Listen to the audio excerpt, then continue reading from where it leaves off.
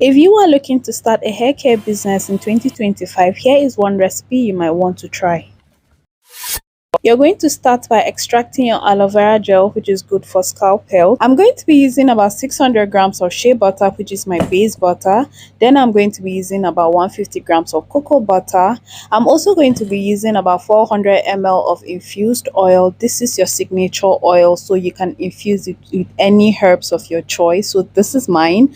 Then you're going to need about 300 grams of emulsifying wax, which will help to bind your oil and water phase together. Then I added about 60 grams of my cetearyl alcohol to help with the texture of my butter. While melting my oil phase, I'm going to be preparing my water phase. I'm going to be using about 10 grams of xanthan gum, then about 10 ml of glycerin to create a slurry paste. This will help with the texture of the butter as well. So I'm going to be using about 2,400 ml of water. So this cup is actually a 1,000 ml jar. So I'm trying to create a viscous fluid which will help with the texture of my butter, like I said. I'm also going to be heating up my water phase. So once that is ready, you're going to get a big bowl just like this.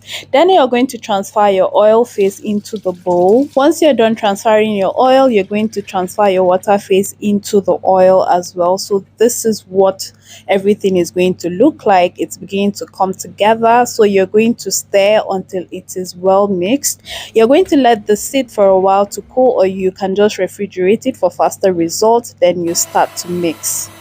So I'm going to be mixing for about 2 minutes before adding the rest of my product. So here I am adding my 150 ml of aloe vera gel into the mix, and then my quarter cup of castor oil. So I'm going to be mixing for about 30 seconds before adding the rest of my products, like my preservative and essential oils and fragrances. So this is me adding about 40 ml of liquid Jamal plus preservative.